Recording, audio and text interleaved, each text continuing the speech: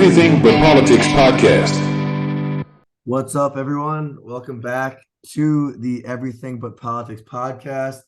This episode is a big golf edition with all going on in the world of golf right now, the U.S. Open this week, and we have a very special guest today, former caddy for Raymond Floyd, Gary Player, Hale Irwin, Lee Trevino, and now the Ironheads team captain, Kevin Nas Caddy, Kenny Harms. Thank you for coming on the Everything But Politics podcast. Thanks for having me. I've been looking forward to this all year. Yeah.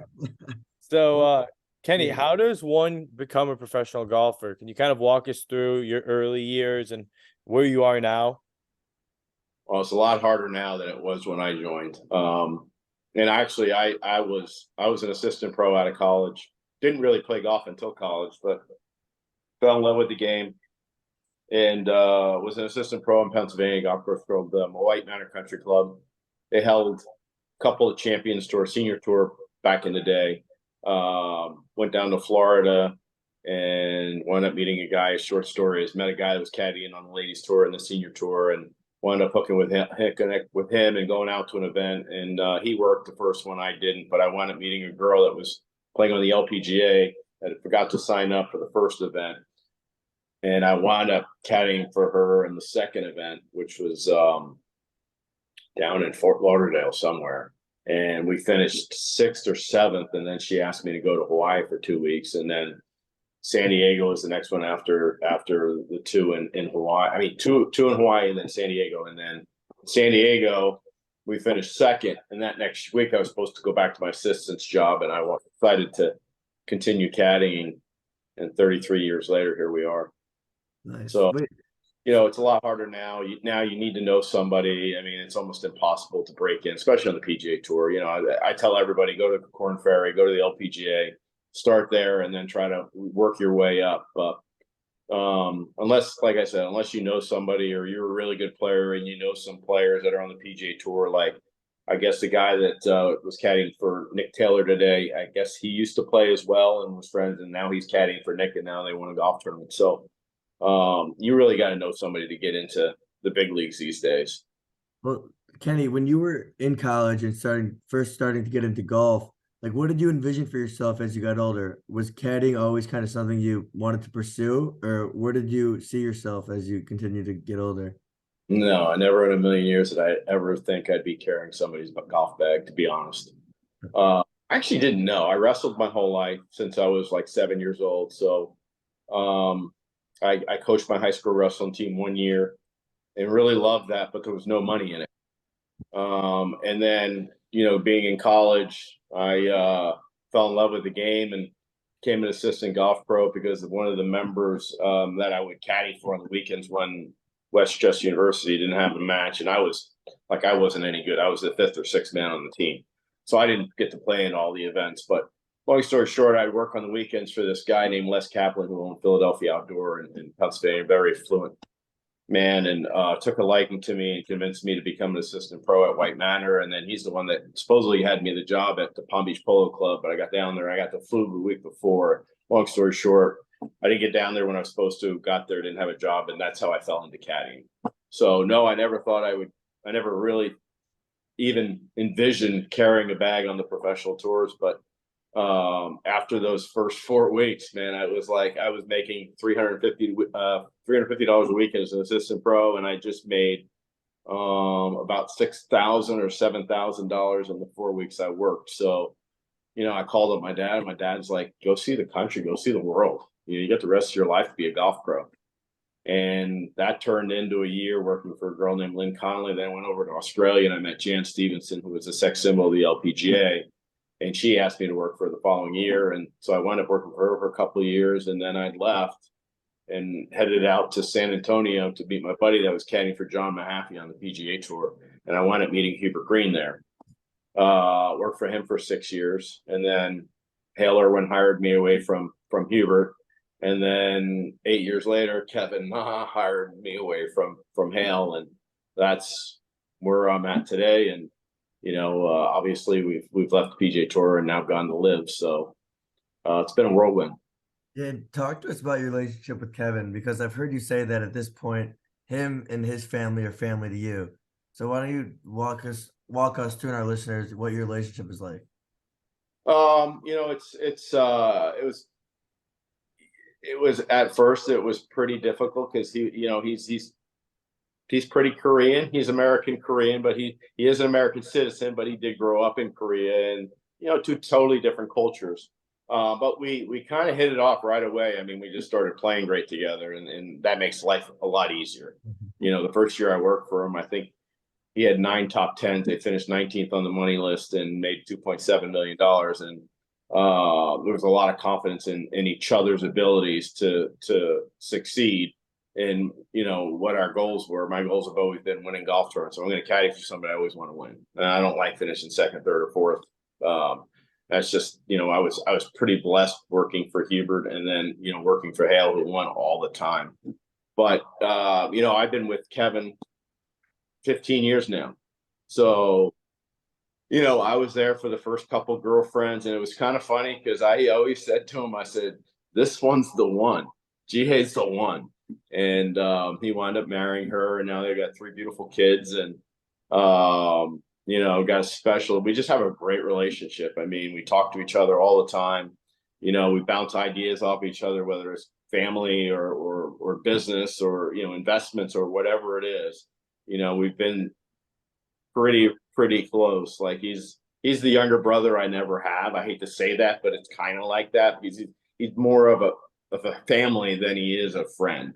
We've been there for 15 years. I mean, we used to travel together. It was me, him, and his manager, Moto.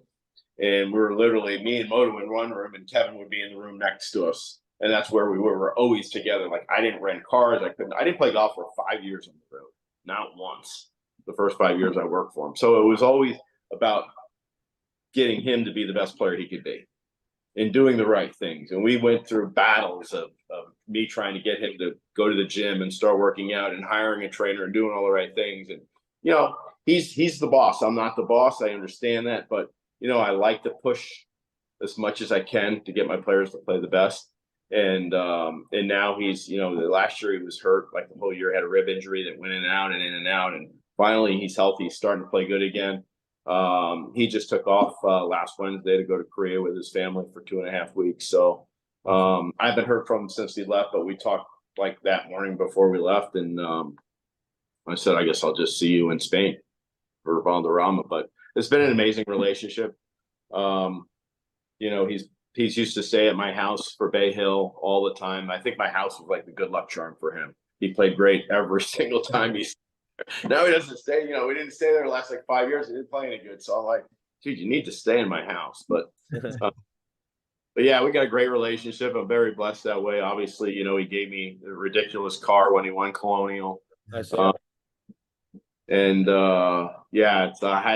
the whole team over the house, the Ironheads over the house, the managers, everybody, the caddies for my house, the Sunday night before the start of Orlando. And they were kind of all making fun of Kevin because he gave me that car. And anyway, we did videos and stuff. So it's pretty cool. It's great to be able to have a relationship with like that.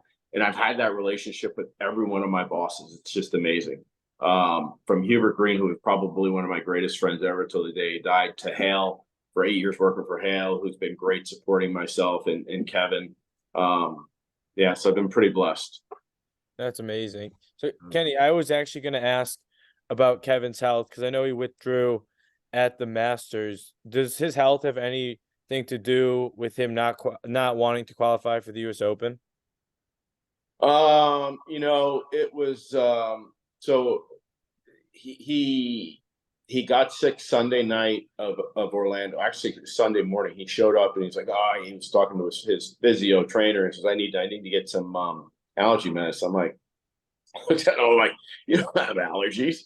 I said, you've been here a week, you haven't had allergies, you're sick. Anyway, we showed up at Augusta. We played.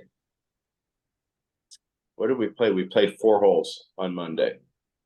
And that was it. He had no energy at all. On Tuesday, we played 9 hole, the back 9 with a couple of the Korean guys, Siwoo Kim and KH Lee.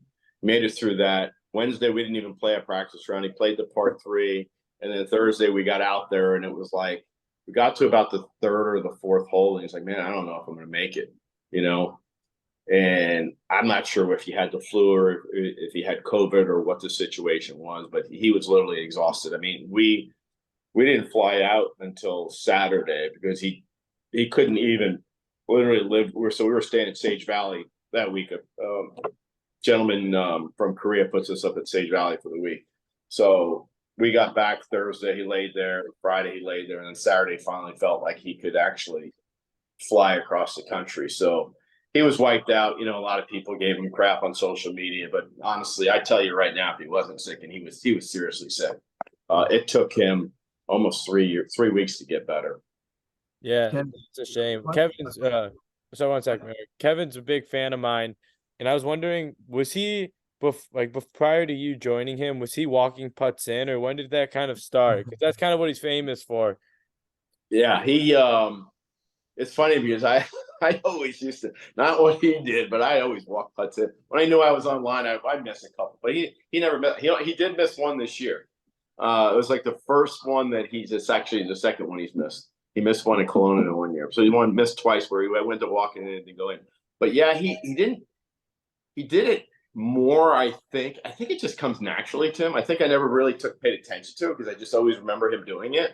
Yeah. So obviously, I think he said he started doing it. There was a older gentleman that played, I don't know if it was in Korea or something, that used to do it. I think that's where he kind of got a little bit, and then he had his own little touch to it where he actually gets to the hole and puts his hand in. Yeah, it's pretty impressive. There's a clip at the US Open when we were playing in San Francisco at Olympic. And the greens were so fast. He was there 2 seconds before the ball got there. And he sat there like with his hand waiting there to grab it out of the hole, and it went in and he picked it up. And literally that was like that went viral back then. But yeah, it's a cool little trademark he's got. So most definitely. Totally. Yeah. Even like when my buddies and I were out on the golf course, like someone does that, you automatically say like, "Oh, you Kevin Nodded." Like it's become a thing. Like when you shoot a basketball, you say Kobe. Like it's got this premise to it. But Kenny, something else I want to go back to regarding the Masters. I guess when you're coming down Magnolia Lane for the first time, like being on those holy grounds, can you kind of talk us through what's that even like? Oh, it's awesome. So what we would do is the first time we went in there, we would jam the music going, and we'd have like all kinds of different music, and we'd have it videoed. And then we would literally, I would put it on my Instagram and stuff, and then they literally like cut all that out. So this year, it's unbelievable. I mean, I've been fortunate enough, a very good friend of mine, his name is Lou Holtz. He's a member there. He's taken myself there. We got to stay in the cabin right off of the 10th hole. It's a special place. It's not my favorite golf course in the country, but it's one of my favorite, probably top 3 experiences in the country, with staying there and everything that goes into it. And then especially during the Masters, it's not my favorite major, but it's something that you seriously look forward to every time you go. And I'm fortunate enough that I always stay with Kevin, so I get to drive in with him, and I always drive the car. So I get to put on whatever music I want, and then we go jamming and we're doing videos. But this year they made me take all of my videos. I did a video of the 12th, the new 13th tee box. And I tagged them and did everything. And literally Kevin's agent got a phone call, called me that next day and said, "Kenny, you need to go take all the videos down." So I had to take them all down. It wasn't able to post anything from the Masters. So I'm kind of like I guess I'm in the penalty box for a little while. That's funny. Wait, how much of playing the Masters? I've heard him say it before, but how important is course knowledge out there? Actually, to be honest, I don't think it's that important. I mean, the first year that I worked for Raymond Floyd. It was in 2006. I was working for Hale at the time, and I would work for Raymond on my off weeks and stuff. So I got to work the Masters. Well, he threw his rib out the Sunday. So when I got there on Monday, we never played a practice round on Monday. We never played a practice round on Tuesday. He played the par 3 just so I could caddy and experience it because I never did the Masters before. So we literally played the par 3. And at that time, you couldn't even walk the golf course unless you were with your player. So I literally walked the golf course outside the ropes, and I made all of my notes from outside the ropes, looking at where you want to hit it. It's so obvious where you want to miss it and where you don't want to miss it.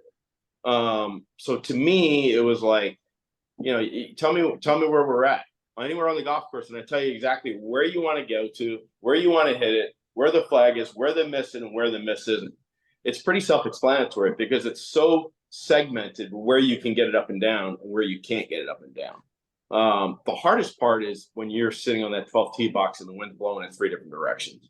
That's the hardest part. But you know how much with all the technology today, you know how much uphill it is, everything. Now you can't do anything on the greens anymore. But I had made back in the day, I made my own greens book. So I had everything charted out. So I mostly just memorize it because you can't put any notes in your greens anymore. But it's pretty self-explanatory. If you're not a long hitter, you should lay up on every par 5 because there's so much crap around them. You look at when Zach Johnson won the Masters. Mm-hmm. He laid up on every single par 5. He didn't go for one of them because the risk didn't outweigh the reward. So he's such a great wedge player. He laid up and he wound up winning the Masters. It's pretty. You should be able to. If you walk the golf course twice, you should know it. I mean, it's like any golf course. If you know what you're doing and you know what you're looking for, you know where to hit it, where not to hit it, where your angles are. It's pretty self-explanatory. Interesting. That's definitely a hot take because I've heard everyone talks about like, oh, course knowledge this, course knowledge that, but it's interesting to hear your take being on the grounds firsthand. Yeah, and the greens are so perfect. They're so easy to read. I mean, there's no real greens out there that are that difficult. I mean, you can see everything because everything is so perfect. It's not like you're going to Pebble Beach where the greens are rolling a 9.5 and the Poana's bouncing the ball all over the place. These greens are perfect. Everything is perfect. So, there are certain angles you want to have, but if you're good at what you do, you're going to have that down in 2 days. I mean, any good caddy should have all that information before they tee off on Thursday. If you're doing your job right. And Kenny, you mentioned that the Masters isn't your favorite major. What is your favorite major? Well, it used to be the U.S. Open, but I've fallen out of love with the USGA. I think that they've literally gotten so scared on setting up golf courses. I think they did a good job. The last 2 years, it was pretty good. Pebble Beach was a disaster. The golf course played just as easy as it played in the AT&T. It's always been the U.S. Open. Used to be mine, but I've just fallen in love with the Open Championship because it's all dictated on weather. It's not dictated on anything. You go out there and you could be the luck of the draw. It could be a 6-shot swing. I mean, there's just. And I like the fact that you're going to different golf courses all the time. Now there's a rotation, but that's where golf originated. That's the way golf was designed to be played. It wasn't designed to be played like it is in the United States, where everything is so green and lush. The golf courses are supposed to be brown and hard and fast. And we haven't had that many U.S. Opens recently, so I've kind of fallen. I think they've gotten a little better. I think, I'm hoping that I wish I was there because I love LA Country Club. It is awesome. I played it probably 10 or 12 times. It's my favorite golf course in Southern California. Wish we were there, but he's on a family vacation with the family, so I will be watching on TV. And I hope by looking what I saw today, they've got the rough up. So we'll see how it plays out. But it goes Open Championship, then it used to go U.S. Open, then Open Championship, and then Masters. Now it's pretty much Open Championship, Masters, U.S. Open, PGA. Interesting. And Evan, hold on one second. Yeah. Something I'm curious about regarding like USGA and former U.S. Open setups is kind of a few years back, but just one that got a lot of shit was Chambers Bay in 2015. What were your thoughts when you were out there? We should have never played there. Why is that? Why does that place not get any love? Well, it was worse than a Muni. Oh my Oh, God. wow. It was worse than a Muni. I mean, half the greens were dead. They were dead. We should have never been there. We should have never been there. You know, they took a piece of property, which was almost impossible for spectators to get around to. First of all, if you're trying to grow the game, that was not the golf course to grow it on. You know, Kevin's mother followed us around for 18 holes, and she was able to see 6 greens. Yikes. Wow. Okay, so you know, if we're growing the game, we don't go to a place like that that's sitting on the side of a hill. Now they had the most beautiful land that they could have gone along the water, like 5 holes out, 4 holes back on both sides, but they decided to go up into the hill. Well, you couldn't. Half the places you couldn't even get up there. And then the way they had the golf course set up is that there was bleachers, and then nobody else could see. Well, everybody went to the bleachers, so anybody that wanted to walk the 18 holes couldn't see anything. So you probably shouldn't even have shown up. So it was a disaster. And then, you know, the greens, I mean, go back and look at the tapes. I mean, the greens were destroyed. And then Mike, what was that guy's name that was setting it up? He had a par 5 that turned into a par 4 and just played Mickey Mouse. It's like, set up a golf course and leave it alone. Yeah. It was disappointing. And, you know, unfortunately, for Dustin Johnson, I mean, he 3-putt from like 15 feet. Yeah. Wind up seeing it. I mean, hey, we got Jordan Spieth, who, you know, he won. Give him all the credit in the world. I'm never going to take him. He's a hell of a player. He's great for the game of golf. And somebody's going to win. Everybody's got to play the same golf course, but a U.S. Open should have never been played there, in my opinion. Yeah, no, I've heard a lot about that, but I'm just curious interesting to hear your take on that. Yeah. So Kenny, the LA Country Club being one of your favorite courses, you've played it so many times. What is your handicap, and what do you expect? What do you expect, like, the winning score to be at that country club since you've played it before? I know it's gonna be much harder. Yeah. So okay. So I was at Oakmont played there Thursday and Friday. One of my favorite golf courses. And when we were there for the 2016 U.S. Open, we got there on Sunday, and my buddy's a member there, and he was walking around with us. And Andy North, we were on the 3rd hole. I'll never forget this because I've known Andy from the Champions Tour when I was caddy for Hubert and Hale. And he says to me, he goes, "Oh my God, this place is unbelievable." He says, I said, "Don't worry, they'll fuck it up." No, you can't mess this up. I'm like, you watch. I guarantee you they will mess it up. So we played 9 holes that day. And when I tell you 5 over to 8 over par is going to win the tournament, I'm not kidding. It is playing so hard and fast. And this is the way the members play the golf course every single day. Hard and fast. I mean, you can have a U.S. Open there. Right now you can't because they're just Gil Hans is redoing the whole golf course. He just finished the front 9, and then he's going to redo the back 9. But the golf course is unbelievable. You can host the Open any day of the week normally. The next day we go out there, and they water the golf course. The next day we go out there, they cut the rough down. On Thursday afternoon, there's a huge storm coming in that's going to dump 3 to 4 inches of rain. Well, they don't have sub-air. So on Wednesday afternoon, I'm sitting in Frank Nobilo lives in my area where I live, and it's him and David Duval, and Frank is like, "Well, what do you think is going to win?" And I go, 6 under par. He looked at me and said, "Are you nuts?" And I go, "Frank," I said, "the golf course is playing 5 shots easier than it did on Sunday when we got here." I said, "We're going to get 3 to 4 inches of rain on Thursday night. The golf course is already getting softer." I said, "Once we get that rain, the golf ball is going to not run out of the fairway into the rough. The fairway, the greens are going to be soft. It's going to be defenseless." And what had happened? Dustin Johnson, if he didn't get the penalty, I think he either finishes 6 or 7 under par, which is the exact number I predicted. We finished tied for 7th, I think at 1 or 2 under. And this is what's happened. And so it's hard for me. So me sitting back here and knowing LA Country Club and not knowing, is it playing hard and fast, how hard the rough is, it's like there's no way I could even give you a prediction. I did see today that the 11th, I think it's the 11th or the 12th hole, or the 13th, it's like 290, par 3 downhill, plays. I would be surprised, honestly, if anybody breaks par.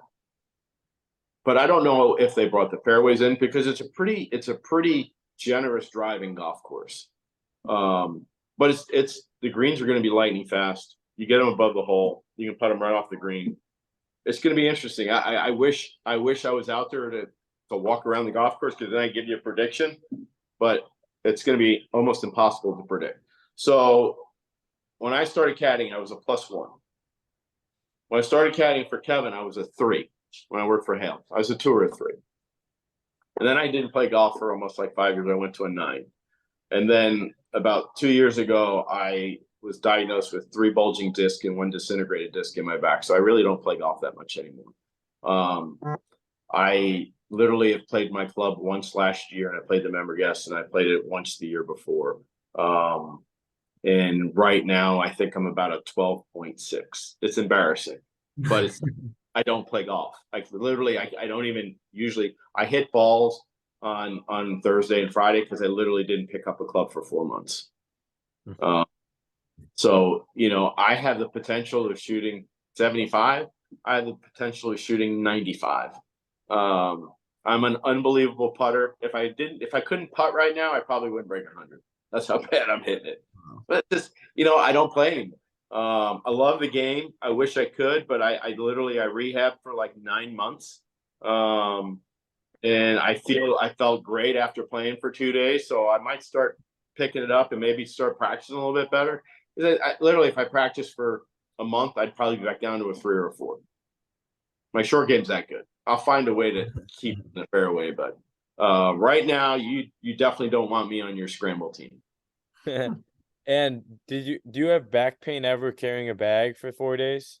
No, actually, I don't have back pain at all. It's the L3, L4. When it gets inflamed in the canal, it pinches the nerve and it literally paralyzes my left leg. So it's happened to me 3 times. The first time it happened, it was at the World Championships in Memphis. On Saturday night, I fell 4 times doing laundry for Kurt, because we were in the same hotel, so I did Kevin's laundry well, because that's what pros do. I did his laundry, dropped off his laundry, fell a couple times, woke up the next morning thinking I'd sleep, whatever was going on, I'd be fine. No. Fell 5 times bringing my luggage out to the car. Got to the car, waiting for Kevin, because we're driving in together. And he looks at me and goes, "What's wrong?" He goes, "I can't walk. I've never missed a day of work in my life. I've never been late caddying in my life. And here we are." He says, "Don't worry, I'm going to take you into the physio trailer." So go to the physio trailer, hobble along, get to the physio trailer. The guys work on me. He says, "You got something going on in your nerve, and there's nothing we can do." So I said to Kevin, I said, "All right, let me see. This is COVID. Remind you, this is COVID, when COVID happened." So I'm coming out, and I'm walking over to the car, and I fall on the ground. I literally fall. I can't even stand up. One of the tour officials drives by and goes, "You all right?" I'm like, I look at him, I'm like, do I look like I'm all right? I said, "We need to find caddy for Kevin." He goes, "What do you mean?" I go, "I can't walk." He goes, "There's nobody here that can caddy for him. Nobody's been tested. Nobody can caddy for him." I'm like, "What are you talking about? There's got to be somebody." So I told Kevin, I said, "I'll get the bag to the putting green." So I get the bag out, put it on my shoulder. I take a step. I walk all the way to the putting green. Put the bag down, take 3 steps, I fall down. I'm like, "What in the world?" Go back, pick up the bag, start walking around. I can walk around.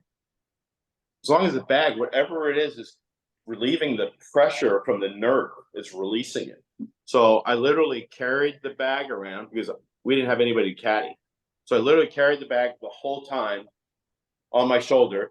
And then the only time I would go was to go read the greens. And he shot 68 that day, and we moved up probably about 5 spots or something. But then the next week was San Francisco, the PGA, and by Wednesday I was better. It went away. But it happened to me twice later. It happened to again at the World Championships at Bradenton. They put me on a steroid pack. Second day was actually able, so I didn't miss any work. And then the third time I was coming, I just got done at Hartford, got to the airport, same thing. Got to Orlando airport, took me 45 minutes to walk the baggage claim. That's when I finally got the MRIs and started doing the rehab. And ever since I did the rehab, and I'm on a bunch of natural anti-inflammatory stuff, and I've had, knock on wood, I haven't had any problems since. So Awesome. crazy. Yeah. Oh, All right, Kenny. Let's go back to this past Tuesday. Where were you, and what were your first thoughts when you heard about the deal between the PGA Tour and the Public Investment Fund? To be honest, I was like, wow. Knew it was going to happen. I knew the PGA Tour was never going to go to court, and I knew the PIF was never. I knew they were never going to go to court. I knew it was going to be settled. I just never thought in a million years it would be done that fast, and didn't really ever think about who was going to be in control of what. So yeah, first thing I did was I shoot out, because Kevin's out in Vegas, and I don't know, it might have been 9:30 or 10 o'clock. Send him a text message out, sent his agent a text message out. And the thing is we don't know what's in it. The PGA talking heads are saying all this crap, which isn't true. I can tell you right now, a lot of the stuff they're saying right now is not true. Jay Monahan is in damage control right now. He's trying to save his job. mm-hmm. He is, my understanding in the player meeting, there's a lot of players standing up and they're having a petition right now for his job. I don't know what's going to happen. I don't know if he's going to keep his job. It sounds like he's going to keep his job. I always liked Jay. I never had a problem with him. He's been amazing with the caddies, remembers everybody's name. It's just, when things started going down with LIV, and, he said some really stupid stuff that now he's regretting, because now he sounds like the biggest hypocrite in the whole world, taking the PIF money. But, the thing is that Yasser, His Excellency, he's the main man. Jay Monahan isn't the main man. The boss is Yasser, His Excellency. He's in charge.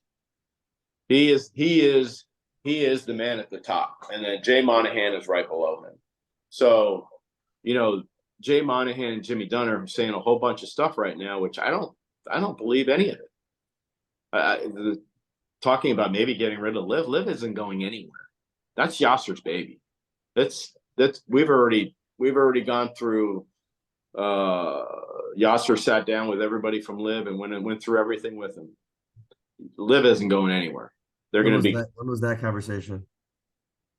That was, I believe, that either that day or the next morning. So it was last week. It just happened. What's that? That just happened. Oh no, it happened. It happened on Wednesday. Okay.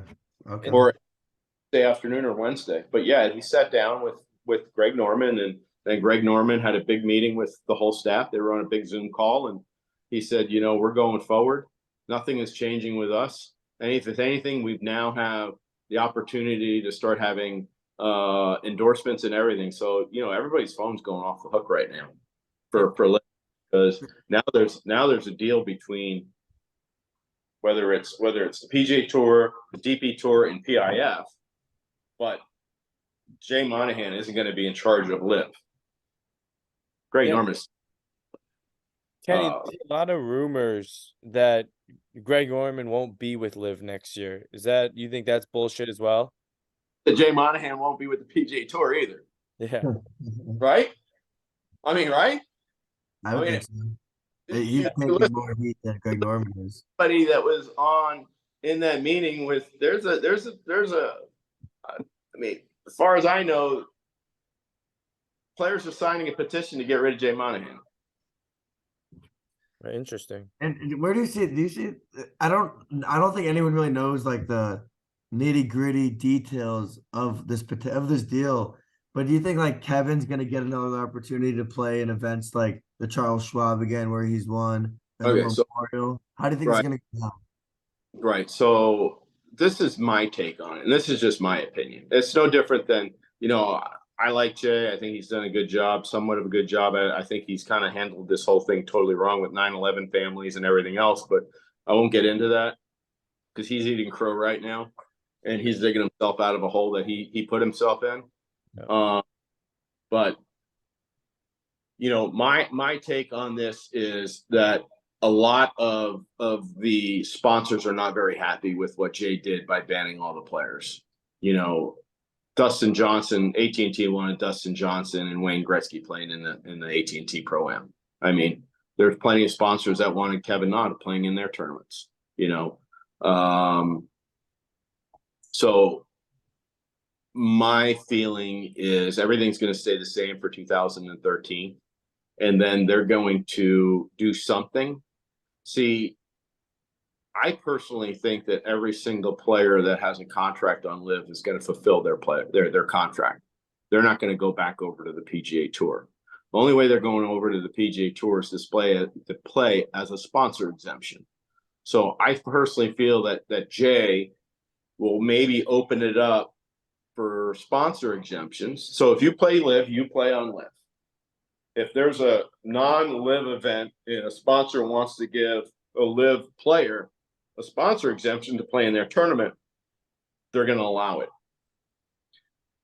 That would be my thought process on it. So let's say Kevin, wants to play the Genesis Open, which is a Korean tournament. It's a Korean brand, Genesis, Korean manufacturer.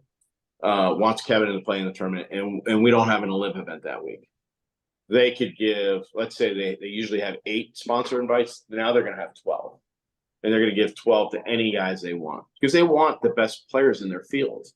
It's no different than when I said the US Open, the PGA, the Masters, and the Open Championship will all have LIV players in it. I said it from day one. I said, I don't care what anybody says. I guarantee you I will bet anybody any amount of money that LIV players will be playing in the majors. And they're playing. So personally, I think that's going to be the same thing. It's going to be, LIV players are going to get, whether it's 2014 or 15, they might put another year restriction. But my feeling is they're going to open it up for sponsor exemptions because nobody in LIV is going to play the 14 events on LIV and then play the 15 required to keep your card on the PGA Tour. That's not going to happen. The superstars don't play 30 events. Guys like a Danny Lee, he might do it, but Kevin Na isn't going to do it. Kevin Na went to LIV. One of the biggest reasons, I'm going to say, number one reason was money. Number two reason was he wanted to be with his family. And the reason is he's got 3 beautiful kids, 6, 4, and 1. He goes, I want to see them grow up. I don't want to be that father that only sees their kids, once every month. Mm-hmm. By playing LIV, he has 3 more months off of the year. 12 events. That's huge for him. So that was a huge selling point. So I don't see Kevin, let's say God, right now Kevin's not in any of the majors because he's fallen to 140th in the world or whatever he is right now. If he doesn't get in any of the majors next year, he's going to play in 14 events, and he has to play in the Saudi Invitational, which is a 15th one. And then maybe he plays the Colonial if it's not opposite one of the LIV events. Maybe he plays the Sony. Maybe he plays Hilton Head. Maybe he plays Pebble Beach, another great golf course for him, or maybe he plays Riviera. But he's not going to play 10 events. He'll play 3 or 4 max because he wants to be with his family. Being with his family is more important right now than, he's 39 years old. You look, this is something I told everybody. I said, if you look at all the athletes that played, doesn't matter what sport they played in, that are divorced, who gets the kids? Yeah, the wife. The wife gets the kids because the wife raised them. Kevin doesn't want to be one of those statistics. Nobody wants to be one of those statistics. So if you could be home 3 months more of the year, make more money than you made on the PGA Tour, that'd be like me telling you, I'm going to give give you this podcast and I'm going to pay you 3 times the amount. What are you going to do? You take it. You take the money, Yeah. right? Because it's going to take care of your family. You know, a lot of people say, well, how much is enough? Enough is never enough. Enough is never enough. You know, it's like the billionaire that wants to be the richest billionaire, a millionaire that wants to be a billionaire, a guy that's worth 1 million wants to be worth 10 million. You know, if you don't have goals in life, you're never going to achieve anything. So, you know, when it comes to money, you know, money makes life easier. And when you have the charitable, you know, contributions that you give because you make so much money, that helps everybody. You know, the more money that people make, usually I hope that they're giving. You know, I hope that they feel like they're blessed enough to give and help other people, because that's what it's all. And kudos to Kevin. He was one of the first ones to join LIV. Really, it must have taken a lot to block out all the outside noise and make that decision that was best for both him and his family. So really, we respect that, especially with all the shit he got.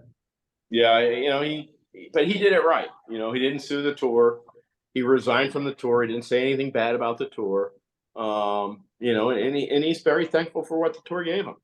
So appreciate saying that. And you know, because it's you know, he's got nothing bad. I mean, it's like, you know, the tour made him who he is. You know, he worked hard to get that, but you know, we're here because of able to play on the tour. Well, and over the last 2 years, since this has all kind of transpired, how much credit does Phil Mickelson deserve for changing the entire landscape of professional golf? It just depends on who you talk to, right? Yeah. Well, I mean, what's your opinion on that? you know, I think he said some things he probably shouldn't have said, but everything he said was pretty true. Yeah. You know, I mean, the PGA Tour is taking advantage of players' rights, and I mean, they should have been making a lot more money than they were. And you know, if it wasn't for LIV, you know, every caddy, unless you're missing the cuts, every player in caddy got a 30% raise in the last 2 years or last year. Because, you know, if it wasn't LIV, we wouldn't have the transformation that we have right now. We wouldn't have Saudi money coming in to actually even grow the game around the world. So there are going to be some hiccups in the beginning, but in 5 years from now or 10 years from now, everybody's going to look back and say, you know, this is great. Maybe the greatest thing that ever happened. You know, I've always said there's 3 things that help the game of golf. Well, there's lots of things that help the game of golf, but you know, Arnold Palmer was probably number 1. Number 2 is probably Tiger Woods. What do you think number 3 was? What's gone on the last 2 years? Deal. Nope. No. COVID. That's true. That's yeah. so true. They were the first sport. COVID blew away Arnold Palmer and Tiger Woods in 1 year. Manufacturing money in golf went through the roof. Rounds of golf went through the roof. Country clubs, memberships gone through the roof. Raised the dues through the roof. Everybody has won in golf. COVID was the greatest thing that's ever happened to the game of golf. That's brought in more people playing the game that are still continuing to play the game. It's So unbelievable. It's unbelievable. And everybody's like, oh, it's Arnold Palmer or Tiger Woods. No, it's COVID. COVID was the greatest thing ever. You know, and if you look back and you go, okay, if Arnold Palmer didn't play, would Tiger's dad played? Would Tiger's dad introduce Tiger into the game? I mean, there's so many things, but yeah, COVID is like, who would ever imagine? Who would have ever imagined? Yeah, it's so true. Because I remember there's really nothing else you could do. Like summer of 2020, you couldn't go anywhere. Being Go outside, Oh, the noodle holes, all that good stuff. Like just, yeah, very true. Wait, And so keep- Kenny, what are the main differences as PGA caddy versus a LIV caddy? I mean, what's the difference? Well, they get to caddy in more events than we do. but they pay their own expenses. And how does that work with expenses on LIV? Okay, so my airfare is paid for, my hotel is paid for. When I get off the plane, there's somebody waiting for me. Private usually a Cadillac, picks me up, either takes me to the golf course or takes me to the hotel. I've got a shuttle to the golf course and to my hotel and back, so I don't even have to rent a rental car. There's a place that we get to eat dinner every single night that's taken care of. Obviously breakfast at the hotel or breakfast at the golf course, lunch. We are with the players in the locker room. We are with the players eating dinner. We are with the players eating breakfast and lunch in the clubhouse. It's easy to do when you have 48 players. You can't do that if you have 156-man fields. But you know, everything right now is paid for. Next, you know, it's a team that pays for the. So last year, LIV paid for everything, and this year LIV's paying for a lot of everything. But when the team formula, which is really going to come to fruition next year, when we're going to have all the sponsors and everything, because this year we didn't have TV and we didn't have the schedule out until January. So literally there was no sponsorships. Now when we have this deal going with the PGA Tour, it's like the floodgates are opening up. So next year you're going to see all the teams with all sponsorships.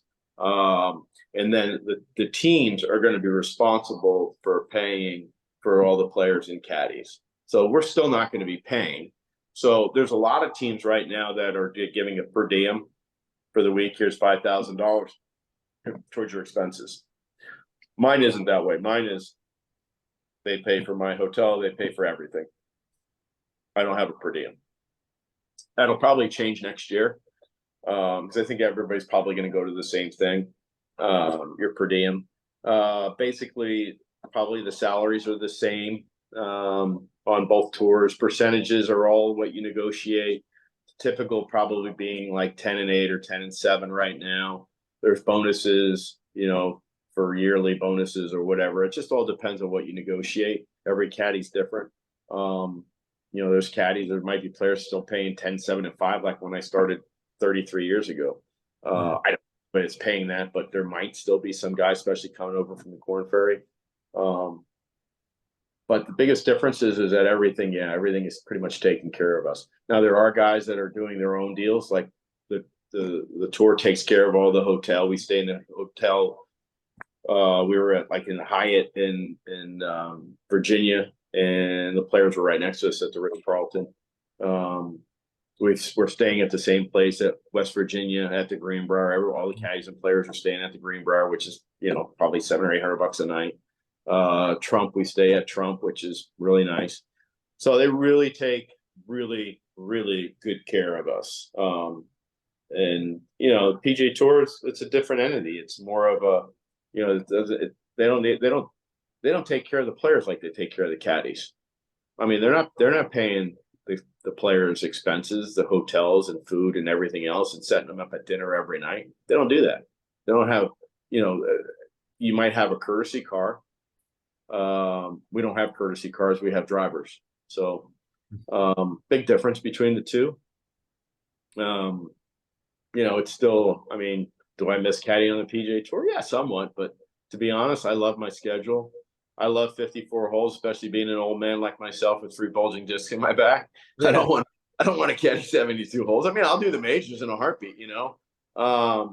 But you know, it's great. I mean, I love it. I love it. To me, it doesn't matter if Kevin wants to go back to the PGA Tour and 2 more years. He's got 2 more years of his contract. So after this year, then we got 2 more years after that. If he wanted to go back, I don't see him going back. But you know, you never know what's going to happen. Mm-hmm. You know, hear all these rumors from Jimmy Dunn and Jay Monahan and Rory McIlroy saying, "I hate LIV, I hate this, I hate that." Well, he's lost like 30% of his fans the way he's been acting, and he knows it. He knows it, and I believe he honestly regrets it. I love Rory McIlroy. He's always been one of my favorite players. A little bit, you know, he's his own person. Got to respect him for fighting for what he believes in. But you know, it's like I wasn't rooting for him today, where normally I would be rooting for him. Yeah.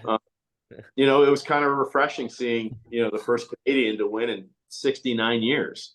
It was awesome. I was taking care of my dad, and I had to go to the hospital. I was back and forth, and come back here, and they had dinner for me and my dad. And I was going back because they had the playoffs. Just wanted to see, because it's kind of like, you know, it's history. You know, it's cool for the country of Canada to have their first champion in 69 years. So yeah, it's, life is good. Life is good for the people that are on the PGA Tour. Life is good for the people that are on the LIV Tour. Hopefully now we can get along a little better. It's going to take a little time to work out all the issues, but I think both of them are going to be successful, very successful. PGA Tour is not going anywhere, and LIV's not going anywhere, as far as I know. Awesome. Kenny, how was your relationship with the PGA players when you were at the Masters in April? Were they friendly? How was that? Yeah, everybody's good. I mean, I wanted to talk to Rory personally, just man on man, just separate. And Kevin asked me not to do that, so I didn't. And I was just gonna talk to him as a person, because I feel for him. I really do. I feel for him because he's losing a lot of his fans. And I'm like, dude, man, just kind of take it easy. Just kind of focus on golf. Focus on golf. You're playing like shit right now because your head is so far up your ass for what you're talking about. Not up his ass, I shouldn't say that, but his head isn't in the game where it should be. He's way too talented. He hasn't won a major in like 9 years. I mean, this guy, he should have had 7, 8, 9 majors already. He's one of the most talented players to ever play the game. And it's like, man, as a fan, I want to say, man, just start focusing on yourself and let the golf take care of it, because you can't change anything. He might think he can change anything, but he can't change anything. I mean, look what he did for the PGA Tour and what they did to him. Threw him right under the bus. Yes, they did. Yeah, all that, like you said, I feel bad for him too. I mean, and he turned down, 300-400 million to just get thrown under the bus. Yeah, it's sad, but all those players got thrown under the bus. I mean, there's guys that, you heard rumors that Will Zalatoris got 130 million. He wasn't offered 130 million dollars.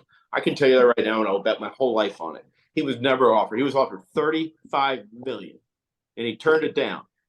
Next offer was 85 million, not 135 million, which is 85 million dollars he turned down. How do you think he feels right now? Especially with his back injury, it just gotta be feeling like an idiot.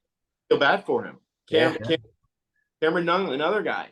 He was offered a pretty big number. For a guy that I don't think has he won yet? I don't think he has. Has he won or no? I don't think so. He I won don't Rookie of the year, but a lot of money for a guy that hasn't won. He's good. he's good. But they offered him a lot of money. It might be in that ballpark as well, and he turned it down. But then again, you look at it. He's got all the PGA Tour sponsors now. Amazing how that happened. Well, I'm pretty sure he was working with Golf Saudi for a little bit as well before he didn't take the deal. Well, he was literally. I was in. I had flown over to Dubai. I'd never been to Dubai, so I flew over 3 days before the Saudi tournament, Saudi Invitational, not the LIV event, the Saudi Invitation. Yeah. So Kevin's agent met me, and we flew private from Dubai to Saudi. And on that plane was Cameron Young and his caddy. That's cool. So at the scoop when I was in there. So yeah, he's a good dude.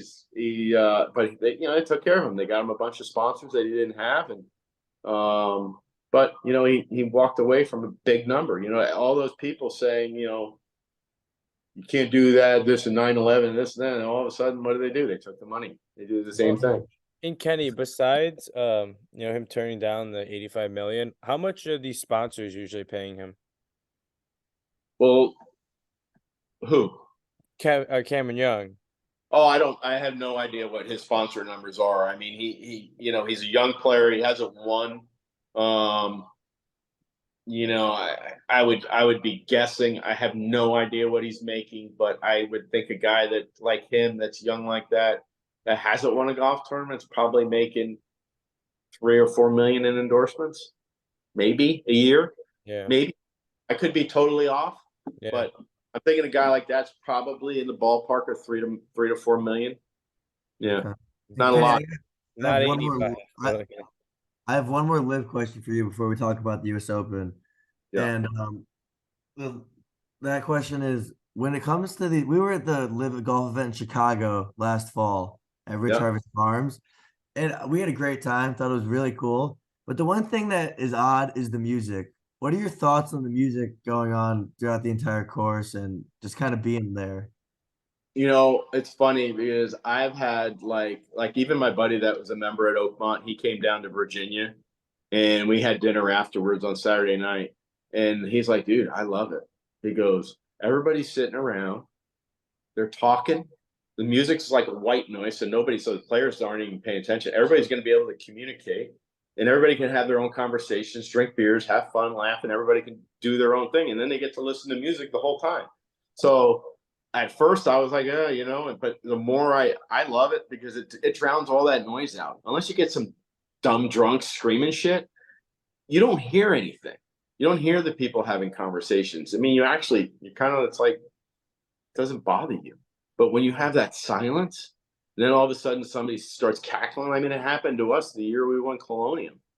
Kevin's in the bunker and this lady just starts cackling in the middle of his swing and he dumps it. He got it on the green, but he wound up making bogey. And I'm like, turn around. I'm like, so, yeah, I mean, it's funny because everybody that I've talked to actually liked it. I haven't heard any negatives about it, but it's great for us because we don't have to like control the crowds or anything because it's going and it kind of like it's like a white noise. The one thing that I was a little worried with is actually the shotgun start, but I think it's brilliant. Because you're at the golf course for 6 hours and you're done. You go an hour, you watch everybody tee off, and 4 hours and 15 minutes, 4 hours and 20 minutes, we're done. It's off the golf course. Then they got concerts and stuff, and Yeah. I mean, great fan experience. They got it all. And I tell you what, I bet you the PGA Tour starts doing music. I bet you it starts at the driving range, and then it'll start going other places. That would be so funny if I did that. I think you're Well, right. I do that. they've already limited their fields, which all the great players want limited fields with the best players. They took away all the world championships, so now they're getting back to that. You just got to go with the times, and best players want to play in the smaller fields with the best players. So Yeah. And all these designated events now, I mean, it feels like every other week there's a designated event now. yeah, it's like probably every fourth week. Because you got to realize there's 47 tournaments on the PGA Tour. That's the thing that gets me. Yeah, It's like 40. You have 47 events, and you're worried about a tour that's only got 14. Yeah. yeah. They got a quarter, and you guys are. But obviously, at the end of the day, like we talked about, it's. I mean, how do you compete with the endless money? Well, they don't have to compete anymore, right? I guess. So, Kenny, is it safe to say then that you're having a lot more enjoyable time with LIV than you were with the PGA the last couple of years? Well, yeah. I mean, it's huge for me. You know, I've been doing this for 33 years, and having 14 events, knowing your schedule, knowing everything. I mean, don't get me wrong. I mean, I love the majors. That's the one thing. I wish we would have played in the Masters and played really well to get into the next one, and then get into the next one, and get into the next one, and maybe knock it off. But that's the thing that I miss is because to me it's all about the majors. I think the greatest players in the world win majors. That's why I still think this is the greatest of all time. He's got the most majors. His major record is second to none. Tiger Woods isn't even sniffing him. So to me, it's all about the majors, and that's what golf is really one of the biggest things in golf is majors. So Yeah. I do miss that. Yes, I miss certain events. 100% Colonial. I miss people at Colonial. I miss Pebble Beach. I've got great friends that I live with. All the relationships I've made in 33 years all around the world. I miss that the most because I'm not seeing those people like I used to. Miss the PGA Tour. Miss my friends out there. Yeah. But life goes on. Nobody think for the rest of their life. And this is something new. It's something. It was a ground floor, which I've always wanted to be a part of. I'm an ambassador for Golf Saudi, which is huge for me. I might be heading up the whole caddy program for that country. Wow. waiting to hear hopefully by the end of the year if we've talked about it at the Saudi Invitational. I haven't heard back from him yet, but so yeah, it's to be able to do that, maybe build a program over there and give back a little to golf and grow the game a little bit. It's what it's all about. Yeah, that'd be amazing. Absolutely amazing. So, Kenny, this time next week, who is going to be the U.S. Open champion? Oh wow, yeah. I wish I was at the golf course to see it because I'm pretty good. I picked Brooks for the PGA. I actually thought Brooks was going to win the Masters as well. He just started gelling. I actually told a friend because Phil found it. Phil found his golf swing in Orlando. I'm not going to say I thought he was going to finish in the top 5, but I thought he would play well, and he did. I'm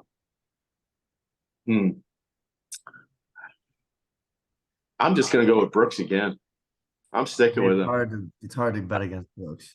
He is, I'm hoping that the Panthers can win another game so he doesn't have that going into the U.S. Open. But I hope they can somehow win one more game. But he's playing so good. Victor Hovland's playing so good right now. It's hard. I mean, I wish I was there to see the way the golf course is playing. Who's playing good again now is Bryson. Bryson's playing good again as well. He's got a new caddy. He's got Tony Finau's caddy, Greg on the bag now. I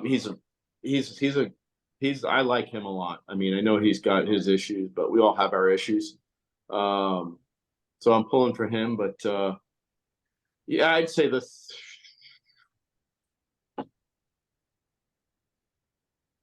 Justin Rose is playing good again too, but I think he's a little bit too old for an Open. But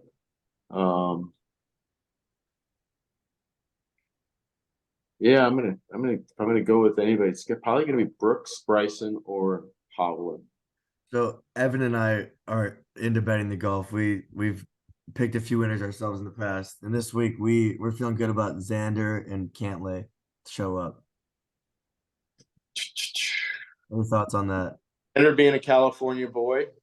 Cantlay also.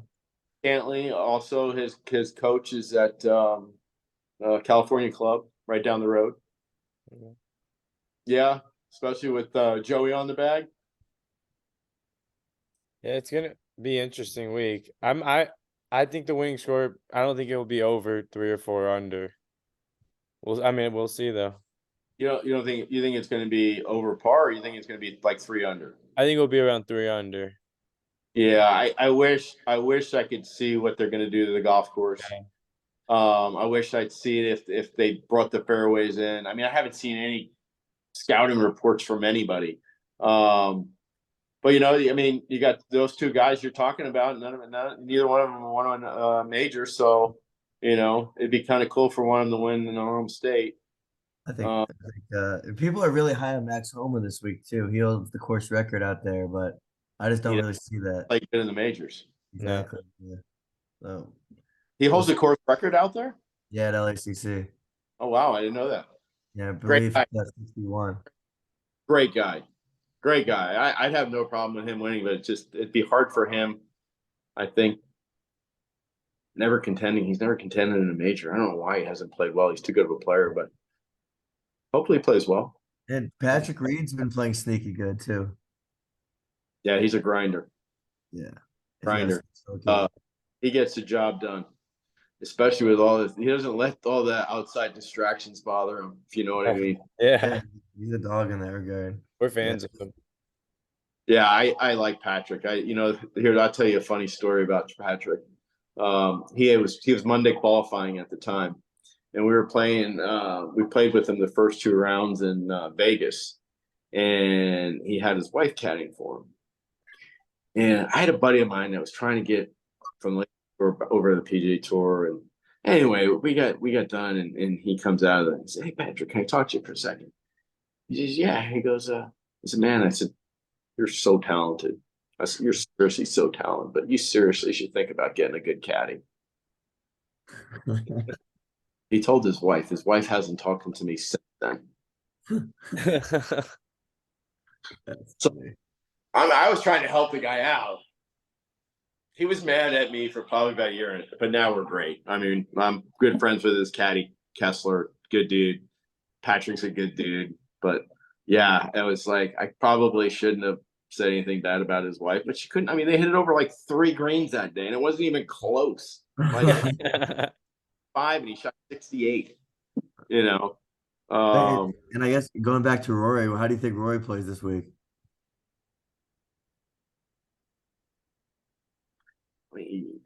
His like third week in a row playing, traveling it's a lot.